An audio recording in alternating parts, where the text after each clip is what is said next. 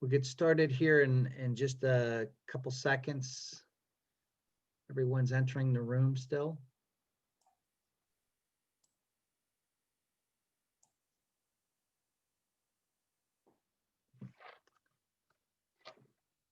Okay. Well, good afternoon, everyone. Welcome to session 4F. The session title is Legislative Perspective on the Transportation Industry. Hi, my name is Casey Moore, and I'm from the firm of McMahon Associates and also a Penn State grad. And I will serve as the moderator and the virtual talk show host for today's session.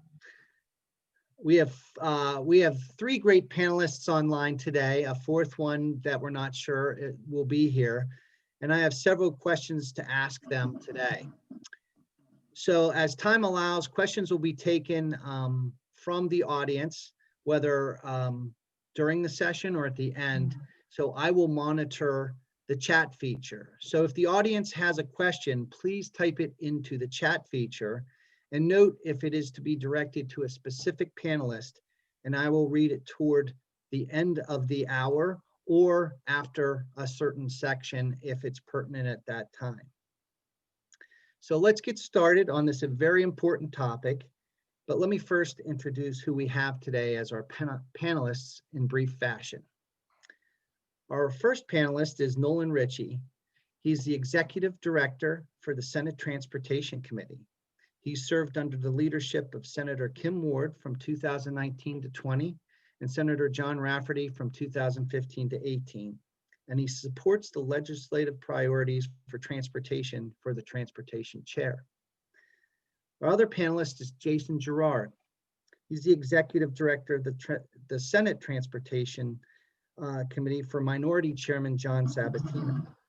Senator Sabatina has served as the Transportation Chair since 2016, and Jason helps coordinate the efforts of that committee. Our third panelist today is Matt Reiffer. Matt is with ACEC in their headquarter office. He is the Vice President for Infrastructure Programs, and he joined ACEC in 2008, and he is responsible for a lot of lobbying activities and following those things. So without further ado, let me get started with some of the questions today. The first question is on the topic of getting to the heart of the matter on transportation infrastructure funding.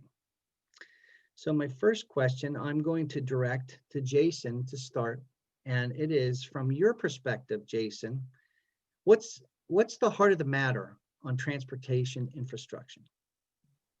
And on Good afternoon, everyone, and thank you very much, Casey, and everyone for allowing me to join today. I just would like to say off the bat, Chairman Sabatina had every intention of coming today, but he was directed away at business at the last moment, so I'll do my best to pinch hit. As far as what's at the core of the matter, money. And that's kind of the million-dollar question, pardon the pun, is we were talking before this panel began, and back in when Act 89 became law, what a long process that was to get the legislature on board with discussions with the executive office, and then PennDOT Secretary Barry Shoke. That was a very long haul, and it took quite a heavy lift from all people involved. And that was just a portion of the money, with the understanding that the federal government would kick in a share as well. I believe it was something along the line that the state has raised $2.8 billion since Act 89, something around that. with the hope that the federal government was also going to kick in money. That didn't quite happen as anticipated. Act 89 did a wonderful job helping improve a lot of our deficient roads and bridges, but it only went so far. And now we're in a situation where the estimates of what our true transportation funding needs would be by 2020, we are up well above that estimate. Part of it is due to inflation, part of it is due to how many roads and bridges that we have, and part of it has to do with the recent pandemic and less people driving and less people using gasoline and a whole host of issues. So at the end of the day, money is at the core of the issue. I don't think anyone would argue that we don't need to invest in transportation. I don't think anyone would argue that our roads and our bridges do not need to be safe and it's not important to prioritize them. It just, the $1 million question is, where will that money come from? I don't know that the gas tax revenues are sustainable given the climate of electric vehicles, more fuel efficient vehicles, and other modes of transportation. But there needs to be a sincere investment for all of our roads just going forward. Terrific. And before I turn it over to someone else to answer, we had our fourth panelist join us. Representative Martina White is now here. Thank you, Martina, for being here with us. Welcome. So as a brief introduction, Representative Martina White is with the Pennsylvania House. She's a member of the Transportation Committee, and she's the chair of the subcommittee on public transportation.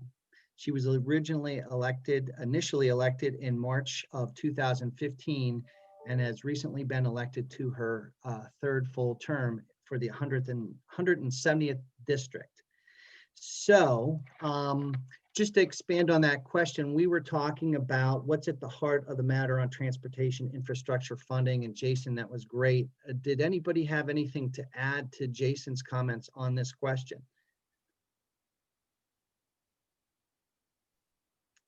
The only thing that I'll add, I was sort of thinking about this for quite some time, and the response I wanted to share was engineering and constructing legislative support. The reason I bring up engineering is a science, but in the realm of politics, it's a political science. So we need to understand how the politics really work to ensure that we have the legislative support. And on constructing legislative support, we have to look at a bipartisan fashion in both chambers, both Senate, both House, and ensuring that the governor will also support what the General Assembly is interested in. Well said. Okay, if no one else has anything to add to that, my next question, I'll start with Representative White, and that is that there have been several House and Senate bills proposed in the past year to assist the transportation industry in one fashion or another. Would you like to comment on any bills that you have championed or supported, and how those bills will be solutions, at least in part, to adequately funding Pennsylvania's transportation infrastructure? Sure. So I'm happy to take the question and any others that you might have. This past year in 2019, the House Majority Caucus, through at that time Leader Brian Cutler, had asked for a group of members to get together to talk about and figure out what we should be doing with regard to at least identifying the major concerns around the transportation infrastructure issue and funding. And so we did that. We created a task force. He created a task force, and then we produced a report that helped to identify the major concerns. And I think many of them you had already just discussed in your prior question. So we produced some legislation around the recommendations that we came up with. And the key piece of legislation that I had brought forward was regarding public-private partnerships and expanding its use amongst, the types of projects that PennDOT puts out. And so we had a lot of success in Pennsylvania as it pertained to the public-private partnership in bridges. We replaced thousands and thousands of bridges in a relatively short period of time for a relatively reasonable cost. And it was very efficient. So why not expand that and make it more, make that type of a proposal more accessible for other types of projects, for instance, like, repairing different, pretty much anything at that point. But whether it be for tolling or for mass transit, for different things that can be done in mass, in bulk, and be cheaper, so we can get that larger price, the lower price point by doing things in bulk. And also save on time. Time costs money, and I think that's been the major concern around transportation funding overall. The longer we wait to invest in our infrastructure, the more expensive the project becomes. And so that has been, the inflation costs alone are what are impacting our budget. And then on top of it, you also have the reduction in revenues. So it's a double hit against the, the funding for infrastructure. But yeah, that was primarily the piece of legislation that I brought forward. Towards the end of session, we were very, very hopeful that it was going to get done.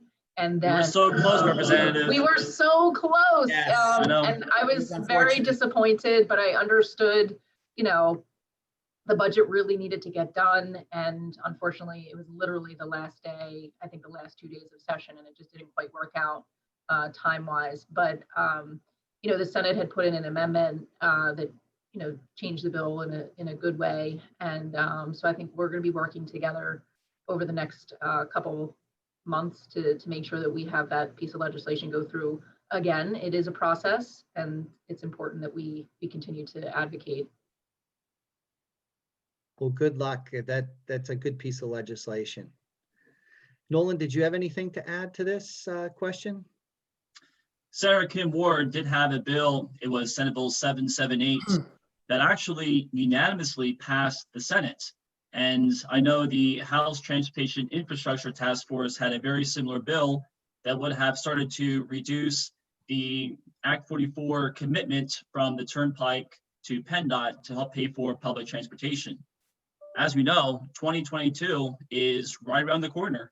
And that's when the Act 44/Act 89 commitment from the Turnpike to help support public transportation at $450 million a year will be reduced to $50 million a year. And the way the legislation was written via Act 89, the $450 million will then come from the general fund as part of the typical annual budget debate. But Senator Kim Ward thought this bill was very important to bring forward to ensure that the General Assembly is acting now and not waiting, to ensure that when we are appropriating funds, that we will also have the necessary means to support public transportation throughout the Commonwealth. Good. How about Jason? Anything from Senator Sabatina's office? We don't have any, Senator Sabatina did not introduce any legislation that dealt directly with the funding aspect of things. But I did want to thank Representative Martina White and her colleagues in the House, because they did a tremendous job with their task force, and they brought forth a lot of good issues. Not only Representative White's issue, but also House Bill 2061 from last session, which would have sped up the time of the state police being funded through the motor license fund. Currently, that, I believe, Act 85 of 2016 puts a cap on the funding. It started around 800 million, and by fiscal year 2026, 27, it will be capped at $500 million. Obviously, the state police is an extremely important necessity. It's a core function of state government, and they do need their funding. But that $500 million coming directly from the motor license fund then takes money away for these much needed improvements, construction projects, all of these types of things. So the fact that we need to, and going back to House Bill 2061, currently it's 4% reduction of the reliance of the state police funding on the motor license fund. This would have doubled that time to speed up the time and kind of cut things in half. So I'm hopeful that that issue, along with Representative White's legislation, will be considered as we come back in early January, because that spending of $500 million is not sustainable. And I don't want to make it seem as if the state police is not important. They're tremendously important, but there just needs to be a different way to fund them as opposed to having them being funded through the motor license fund. Yeah, I think we'll all look forward to the day that we can bring that to closure with a good solution like you're mentioning. Okay, why don't we move on to another question? And this is a topic on resolving the PennDOT funding issues near term and long term. So as a lead in, there's no doubt that the pandemic has affected the necessary cash flow for the transportation industry. During a November 30th meeting this year that included the governor, the transportation secretary, the treasury, the House and Senate leadership, as well as the Transportation Appropriations Committee leadership, the governor committed to finding a solution to avoid a PennDOT shutdown, which could have occurred on December 1st of this year. This short-term agreement is to be a temporary solution lasting through January, possibly March, February of next year, depending on the solution that we find. Can you comment, and we'll start with Nolan on this, can you comment on the longer-term solutions that you and your legislative colleagues would support, or that the legislators would support and are committed to finding when legislators return to session in January, which is a short-term time frame, so that a shutdown or project workforce cut can be avoided altogether, and not a stopgap that would kick the can further down the road? Sure. Well, thank you for the question. And most of the individuals who are probably watching us and listening to us have been immersed with understanding all of the changes throughout these last several months, and particularly within these last couple of weeks. And I did want to point out a few of the options that were laid out through the timeline, and then I will directly answer your question. On May 12th is when the Senate Transportation Committee did hold a hearing with PennDOT and the Turnpike to discuss COVID-19. The very first question Senator Ward asked was about PennDOT's cash flow. The secretary responded, PennDOT will have some cash flow concerns for the rest of the year resulting from the shutdown of construction projects and the receipt of reimbursement payments. And unfortunately, this was the last time we heard from PennDOT until 1 week before the final budget debate was occurring in the General Assembly. So then we had obviously another hearing on November 23rd, which was just a few weeks ago, to really understand what type of self-imposed crisis we were in, that PennDOT was alerting the industry and the General Assembly. And then we had the call with the governor that was on November 30th. And yes, I think everyone on this webinar is aware that there was an agreement made on the call to allow PennDOT and the governor to find that short-term solution, with the commitment that the General Assembly would find the long-term solution. December 1st, the day after that conversation with the governor's budget office had basically supplemented the conversation from the previous day and went on to further suggest that the short-term solution was found, and that PennDOT will be executing a revenue adjustment within the motor license fund, which should last through the February timeframe. And the treasurer as well, who was a recipient of a letter from House Republican leadership, also issued a press statement on December 1st. And that press release is actually available on his website. And he was suggesting that his department would be able to potentially fund the Penn operations through the end of the fiscal year. And just a reminder, with the election that we just had, we also elected a new treasurer who will be an incoming Republican. So I think that will also add to how this conversation unfolds moving forward. So where we are right now, PennDOT obviously did communicate to the industry that the crisis, the shutdown, has been averted from December 1st. But I think what we are also learning now is PennDOT will not be letting new projects for quite some time. And I think that's something that we will have to continue the dialogue with PennDOT to understand the timing. And I think where we'll end for 2020 is probably a construction program of around 1.6 billion. And that is significantly lower than what the industry is used to delivering for Pennsylvania.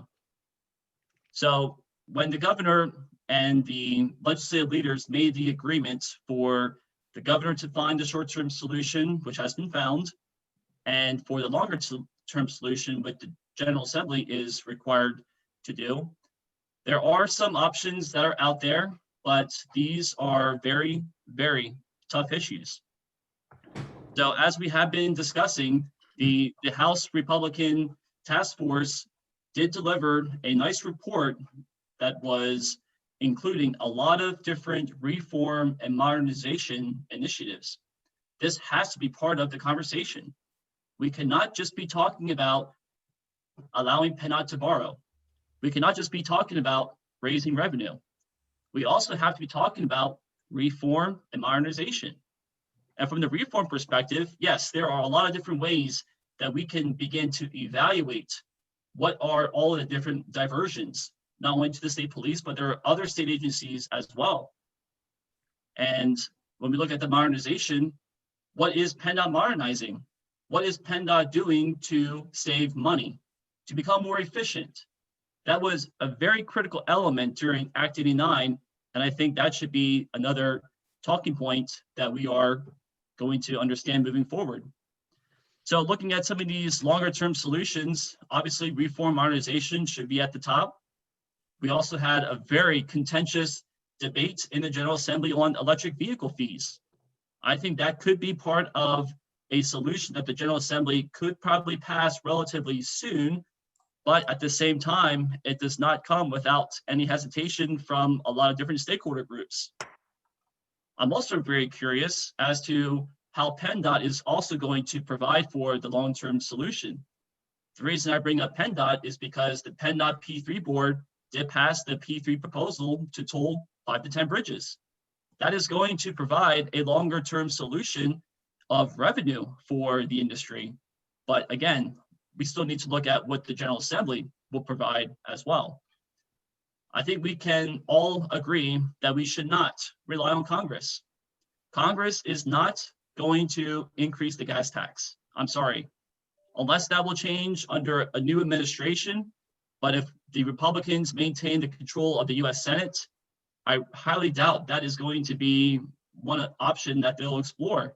So again, I think we should probably expect maintain levels of federal funding, but we need to be more responsive at the state level.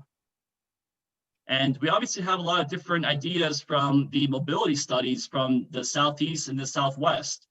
And I think those are a definite good starting list for the next chairs to have to start prioritizing. This is a good idea, this is not. This is a good one, this is not. I think that will be a tedious exercise, but it is definitely worthwhile.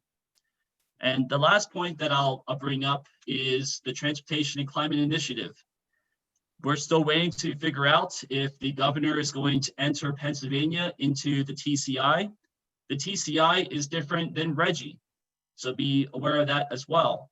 The TCI would basically impose an approximate 17-cent gas tax on top of the current price of gas. But the excess revenue is not dedicated for roads and bridges. Under TCI, the extra money would be diverted for public transportation and active transportation. So I think we need to understand what are all of the different options that are available to us. The General Assembly does have a role, let's be very clear. They definitely have a leadership role to take. But at the same time, there are a lot of different other options that are being explored that are beyond the General Assembly's control. So Nolan, you listed a lot of things there. And some of those things I think are going to take some time to come to consensus with. Is there anything that you're actively working on, negotiating for a common solution that can be put in place? Things that can change the system for tomorrow. This came out of the questions also from the audience. Well, that's a great question, And this goes I wish to not only to you, but to everybody on here. Sure, I'll just respond briefly. We are obviously in a reorganization right now in the General Assembly. We have new leaders, and the leadership will be appointing the transportation chairs in the very near future. So I think it's also very important that the transportation chairs are going to have an influential role in how transportation funding discussions continue. And obviously, we may not know who the transportation chairs are. I would estimate maybe early January. But at the same time, there are obviously the different legislators who are in key roles, such as the President Pro Tem, the Speaker, and the Majority Leaders, and the appropriation chairs. And all of them are obviously very aware of this issue. But at the same time, right now, we are basically working under the assumption that PennDOT and the governor have the short-term solution. Great. How about Representative White or Jason? Do you have anything to add to this question? I'd be happy to add a little bit if you like. So two key things that I think are going to be, prominent over the next couple of months in terms of us trying to get real dollars behind funding transportation infrastructure. One of which is, and I know it was previously mentioned, about the electric vehicle fee.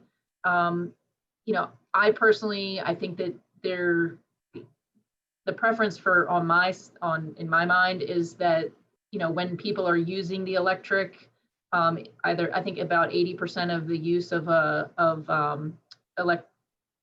electric vehicles, they're charging 80% of the time it's at their home. And then they're going out on our roads and using it, and there's no monies coming into the state to help pay for the roads that the electric vehicles are using as they become more and more efficient.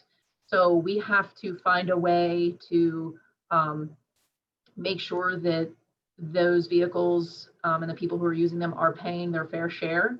And I think that's going to have to involve an electric vehicle user fee on an electric bill if that's where they're charging their vehicle. And that I've been in conversations about how that could be implemented and how it would work.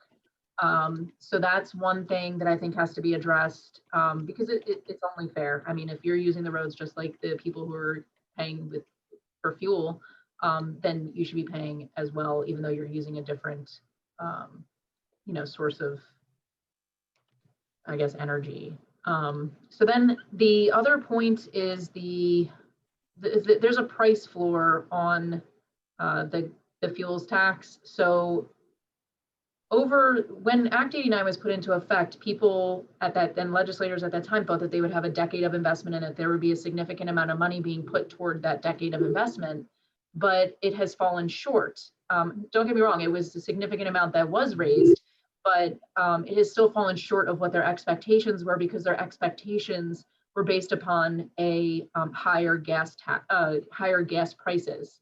But since the time of Act 89, you've all probably been enjoying wonderfully low gas prices. And that's great, except for the fact that, the cost of maintaining our roads and bridges and highways has gone up. Meanwhile, our revenues have been basically stagnating, if not declining, especially with COVID. So now, I think there's going to be some conversations about how do we make sure that the original intent of Act 89 in generating revenues off of that fuels tax is actually met. And I think that'll be part of the conversation over the next couple of months. These are very tough conversations. It's not easy to tell people that there's $15 billion worth of infrastructure need, and Right. There's no one who's willing to step up and pay for it, because it's not, people don't feel that it's that important until the bridge is falling down. And we don't want that to happen. We know that there's safety issues in that regard. There's a lot of concerns, and also just commerce in general. People can't move freight on our roadways if they're not in a position to do so. So we really have to, as a General Assembly, we need to make it a priority. I know the governor has to make it a priority with PennDOT advocating. I think it will be very helpful with industries across the Commonwealth advocating to the members. That's going to be a key, a key avenue for change to happen. You saw when PennDOT issued the letter to the members of the House saying, well, look, guys, we don't have the ability to borrow the money to pay for the roads, so we're going to have to stop doing the projects on the roads. And then all of a sudden, everybody's attention raises and they're like, well, what do you mean we need to stop the road projects in my district? And so, I know it was very late in the game on their part, but ultimately it does raise the red flag and it says, hey, everyone, you need to start paying attention to this issue or this will be the result. And honestly, I mean, they had to probably notify us regardless, whether they got the, if they weren't getting the money, they really had no choice but to notify the members, like you're not going to have your projects, continue. So that was a really tough thing for them, I'm sure, to have to do. But, I am a strong advocate for, making sure that we get funding behind these issues. I know there were conversations of, since mass transit had received $1 billion, why should we continue to fund mass transit at the 4.4% coming off the sales tax? Like, why should we do that? And, if you don't have an advocate in the room, if you don't have a voice in the room to have that conversation, those monies disappear pretty rapidly. And so I helped to advocate to make sure that did not happen, because the reality is that the Southeast region, it's been growing, and we already didn't have sufficient funds to make sure that the system is expanding with that growth. So we need to, make sure that we're being reasonable, rational, and making what I think are common sense decisions about the growth of Pennsylvania and its future. If we're going to be a leader in this country as it pertains to commerce and otherwise in terms of our GDP, then we need to facilitate an infrastructure that'll make it work. Great. Well, this is as you were both noting, this is a huge concern to a lot of people, especially moving forward into 2021. And I have no doubt that the focus of the legislature and the folks on this panel will be focused on it to make sure that we can move forward, in the right fashion. There's been several questions coming in, and I want to move on with some of the questions that I still have, because I think they'll address some of those items, and I encourage our panelists to scan those questions as I'm asking some others. But I want to try to involve Matt in this conversation. He's been standing here patiently for the last 30 minutes. And so I want to start with him on the federal level and ask him that, with a new president-elect soon to take office in January, how will the landscape to support and pass a much needed new federal transportation funding bill change in Washington, D.C.? How soon could a new bill be passed and realistically happen? How will it be funded? What level of funding does the bill need to be impactful? And then lastly, what would the net gain in Pennsylvania be for those that work in the transportation industry? And I'll turn it over to Matt. That was a mouthful of questions, but all wrapped together. Yeah, thanks, Casey. I appreciate it. And thanks for the invitation to be here. Yeah, so I'm a federal guy. I learn a lot when I participate in these panels at the state level, whether it's any sort of comfort to you or not. Well, listen, Pennsylvania is not alone. There are legislatures, state legislatures across the country and DOTs that are wrestling with these same issues that you guys have here in the state. Particularly with respect to cash flow challenges, with decline in traffic and driving and gas tax revenues, and particularly on the transit side, over the course of the spring and summer and into the fall. So we've been advocating at the national level for an infusion, a backstop of federal funding to help out those state and local agencies. I'm pretty bullish on additional assistance in the near term for transit, to be frank. The state DOT piece for highways has been a heavier lift. Congress currently, the leadership and a bipartisan group of lawmakers are negotiating another COVID response, economic stimulus package, and additional assistance to state and local governments and targeted assistance to hard hit markets have been part of those discussions. Like I said, Transit is always on the list, so I think you're going to see additional money coming to SEPTA and other transit agencies. We've been asking for parity and also funding for DOTs on the highway side because they were projecting, at least $15 billion loss across the country in the next fiscal year, and upwards of 38 billion over 5 years. That seems less likely. It was not included in the FAST Act extension of current federal programs into next year. I think the expectation is they're going to look to try to get that done, those funding increases in the context of that broader multi-year reauthorization package, which is going to be on the near-term agenda next year. In terms of the outlook with the new Biden administration, he's made it clear, and we've been having conversations with the transition team and other leaders. Look, infrastructure is on their 100-day agenda, and particularly the intersection of infrastructure investment with job creation, economic activity, as well as their climate agenda.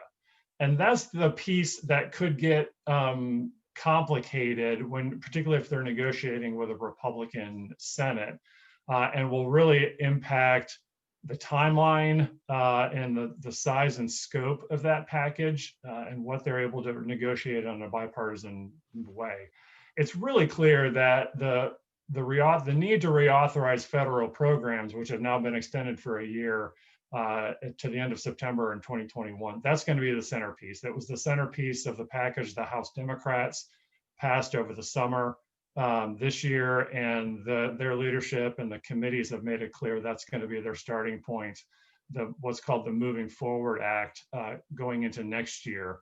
So I think you'll see rapid action in the House on another multi-trillion-dollar infrastructure package with surface transportation, highways, transit, rail as the centerpiece of that.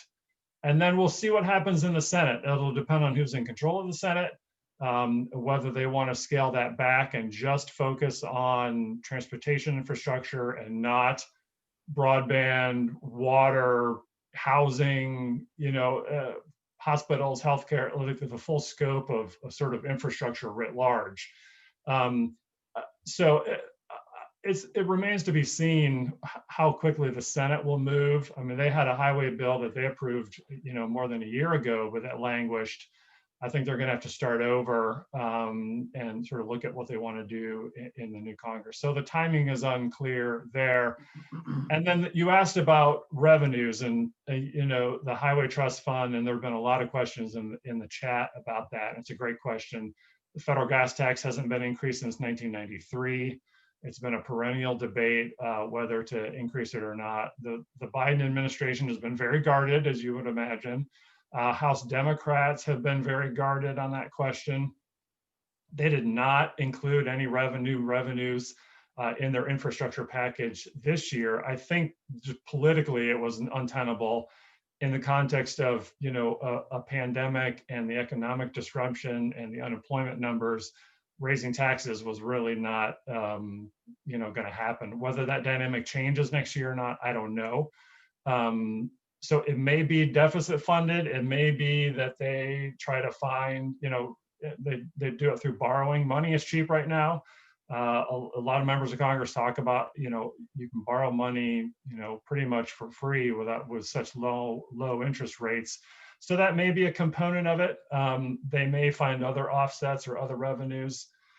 A vehicle miles traveled fee at the national level really isn't ready for prime time. I think you'll see, and these were included in House and Senate bills this year, pilot projects, multi-state or nationwide, studies and pilots to look like what it would look like to transition to a mileage-based user fee to replace the gas tax. So we'll be exploring that. It's something that ACEC supports. But it won't be a revenue driver for this next bill. It'll be, looking to see what's feasible, what works, how it could be structured, and to raise public awareness and acceptance of that kind of approach. So that's a lot. We could spend another half hour talking about all those things. Sure we can. Try to tick off at least the major points of the sort of the parameters of what that may look like. I'm bullish. Look, leadership on both sides and the incumbent administration have made clear that infrastructure is going to be a centerpiece of any kind of economic recovery and stimulus package. So I think we're in good shape. How big that is and how long it takes to come together sort of remains to be seen, if we can overcome those sort of historic obstacles. But the momentum is there. That's great. Matt, really, really good answer. I wanted to know if our Pennsylvania-based panelists, how they feel about some of the federal funding alternatives being discussed and considered as potential solutions at the state level that Matt brought up and that have been being discussed over the years. Well, maybe we can start with Jason on that. Yeah, one thing that Matt said that I really kind of struck me, and we've heard in the short term, my boss, and I'm sure Representative White has heard similar matters since they share the same region of the state. PennDOT had thrown out some ideas about bridge tolling and managed lanes, congestion pricing, some of this mileage-based fee things. And Matt was, I mean, I would believe Matt when he says that some of those issues aren't quite ready for prime time.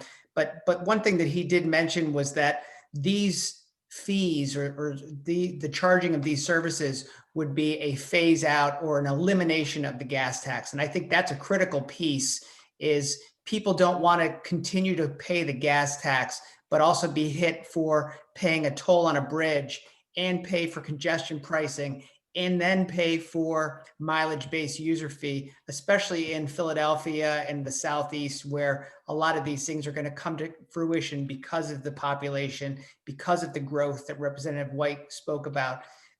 There's a fear and there's kind of an anxiety that people are now going to be paying an exorbitant amount more, but this gas tax is never quite going to go away, even though it's been fairly admitted that it's not a reliable source of funding.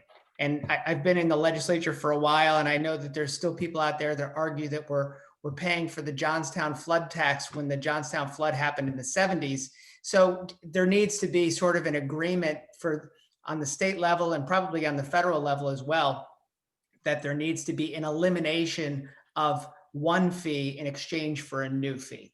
And I think that's going to be a critical thing going forward. It's not really part of a short-term solution, but long-term, as these tolling projects or congestion pricing or whatever, as long as those become like a reliable source of revenue, there has to be a promise or an agreement that the old way of doing things through the gas tax is phased out and ultimately eliminated. So we're repackaging it as a utility fee, in other words, to accommodate all different types of vehicles, whether they're electric, natural gas, gasoline, et cetera. So yeah, I think that's going to be a critical part of the discussion. Yeah. Nolan or Representative White, did you have anything to add? We don't have to. We can move on if you don't. Okay, we can move on. That's fine. Okay. Well, thank you all for that answers to that question. I know we're down to about 16, 17 minutes left. I wanted to ask a couple more questions. The next topic I wanted to move to, and we can come back to some of the other items I had, mass transit agency funding, and I'm going to have Representative White lead with this one. It's been noted by one large transit agency in Pennsylvania, SEPTA, that they are losing approximately $1 million a day due to COVID-19 impacts, with post-COVID ridership currently at about 1/3 of what it was pre-COVID in their ridership levels. Other transit agencies in PA have likely been hit in similar ways. With the pending loss of Act 44 funding in the 2022 timeframe, there will be a dramatic reduction in service, both rail, bus, et cetera, without additional funding to support mass transit. Thoughts from you, starting with you, Representative White, on viable alternative mass transit funding sources or potential legislation that will help to fund mass transit in the near future so that we can avoid any reduction or elimination of service that people depend on every day. Sure. So first and foremost, I think it's very challenging right now in Harrisburg with COVID. heavily impacting, urban communities. And these are the places where mass transit is used the most. So the fact that more and more people are staying home, they're not using mass transit, it has become a, we have to determine whether or not this is a temporary thing, which I believe that it is, or if this is going to be a permanent business decision by companies in our region to have employees stay home and work instead of them having the overhead of actual physical infrastructure in our city and in the surrounding suburbs that are accessing and typically using the mass transit system. And then what impact is that going to have on people being able to just even be able to be mobile within the urban community in and of itself, because a lot of what the users use it for is to transport themselves to and from work, Right. not necessarily just go to the local grocery store down a little across the city. So anyway, in terms of in terms of mass transit funding right now, I'm just trying to keep what we have.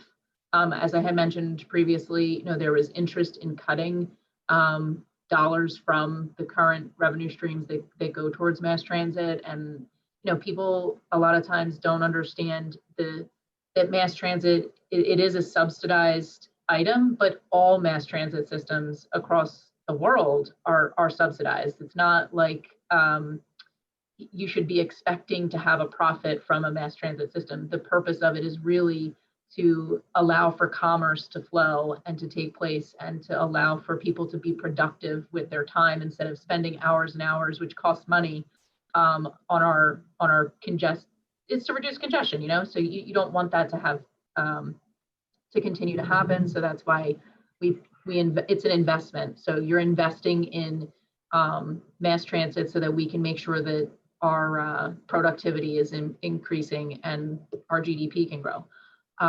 So that's really what it comes down to. And it's a matter of getting that message across to other members, especially in rural communities, because they don't realize a lot of times that the local company that they have in their district is actually a vendor or supplier for a mass transit system in Pennsylvania. And it can impact their district as well economically. So making that relationship and building that, building out that information base for those members is really important as well. And then, in terms of revenues, look, we're in the crux of it. We're trying to figure that out. I'm not saying that we have the end all be all solutions, but this is the conversation we're having over these next couple of months. Like, is mass transit something that the Commonwealth wants to invest in? Is transportation infrastructure something that the Commonwealth wants to invest in? I think it's a need. I think it's a mandatory thing that just has to happen. And then first you have to things, and then you can figure out how to make sure you have the revenues to support the investment. And how much of it can we afford to do? Well, we need you all to continue to be champions on that. So that's really, really important. And I'll say, Casey, just to weigh in real quickly, I mean, those exact conversations are taking place, in other transit heavy areas around the country and at the federal policy debates too, whether, a shift to more virtual and distance, work is the new normal, or whether commuting patterns will return to where they were. To what extent the federal government ought to be investing in and continuing to subsidize, transit service. Look, I'm a Metro rider, or I was. I haven't been physically in my office since March 17, so I have not ridden the Washington Metro, and lots of other people aren't either. So they're looking at massive cutbacks, station closures, and limiting routes. And once you close that stuff down, it's hard to bring it back up again. Again, there's a lot of support in the Congress, particularly in the Democratic House, for continuing, to backstop and then look for a return to increased ridership and stronger support going forward. And the Biden administration, I can guarantee you, are going to be all in on transit and rail priorities as well. So. Okay, just as I figured I had too many questions for an hour, so I'm gonna move on to the next topic. And I think everybody can participate on this in the local level of Pennsylvania, but also in the federal level for you, Matt.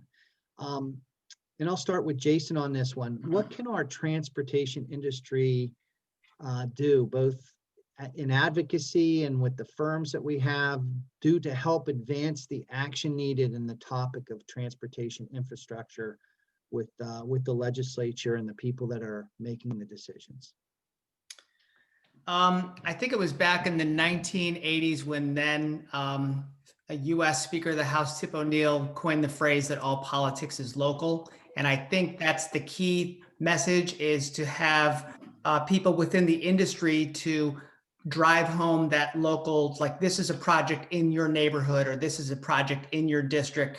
This will employ this number of people. It will alleviate congestion. Here's the benefits of what this means to not only your region, but your area. So to have engineering groups and construction firms and all of that type of advocacy try to be as local or at least as regional as possible, as well as the benefit for the Commonwealth overall, I think that really helps resonate with definitely with my boss and some of the members that I've worked with in the past, is to kind of have that local connection with firms that are from the region, labor from the region, that type of thing. To drive that point home really helps kind of energize members in that specific area of the, not only the need and the investment, but the importance of it. Okay, so just as a follow-up to that, what, and I'll direct this at Representative White because she sits in the seat that she does. What do you find to be the most effective approach of education and constituent support as ways to reach out to the legislature to get you to understand the issues from our side as well, meaning the engineering and construction industry? So, a lot of organizations, and I know it's very challenging with COVID right now, but, advocacy in terms of scheduling a time with your local legislator to discuss the importance of investing in infrastructure is extremely, definitely do that, like schedule an immediate meeting with your House member and your senator, if at all possible. If you have an organization like you're doing right now that has a large group of people that can hear a message or get a legislator in front of them so that the legislator can understand that this is a large volume of people who are interested in seeing change, that is very good. Phone calls from constituents or emails from constituents are very helpful. So if there are a large number of people who are employed at certain companies in the region, those would be great advocates because they're also voters, and we always answer to the voters. That's who demands our time and who picks us. So we have to answer to them and answer for the decisions that we make. So I would highly recommend, email blasts, phone calls, definitely in person or virtual meetings with the legislators to get your message across. But the higher the volume of constituents of ours that we hear from, the more likely you will find that the members get concerned about a particular issue. Just like when I said, when the members heard that a project would not be happening in their district, all of a sudden they're like, what do you mean the project is not happening in my district? Right. All of my, constituents that work on that project or at that company that works on the project, they're going to be calling me. And so you see how quickly all of a sudden there's action that gets taken, whether or not it's the best decisions, that's up for debate, but that there's action that is likely to happen when we're hearing from our constituents. But when we hear from, like you had just said, it's great to have that overarching view of the Commonwealth in the back of your mind, but politics is local and we have to hear from our local constituents. For sure. Nolan, any words of wisdom on this from your end? Sure, and I'll be brief.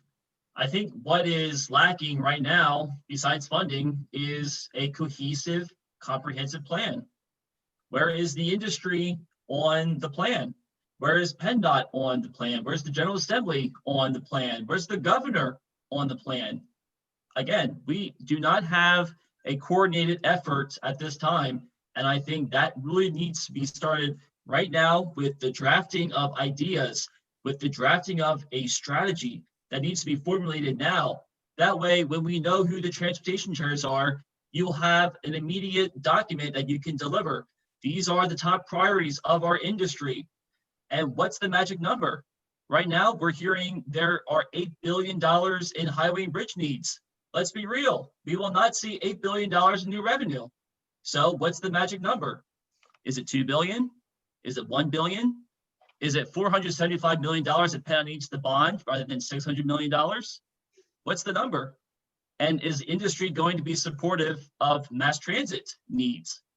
And I think that's where we need to have the cohesion from the industry, that you are unified behind one vision, that you're unified behind one goal.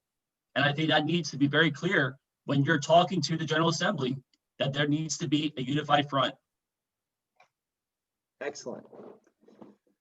Matt, how about at the federal end? And then if there's any time left, since we have about 5 minutes left, we can end with a few questions in the Q&A. And if we don't get to answer some of those, we can provide responses to the people asking them after the session.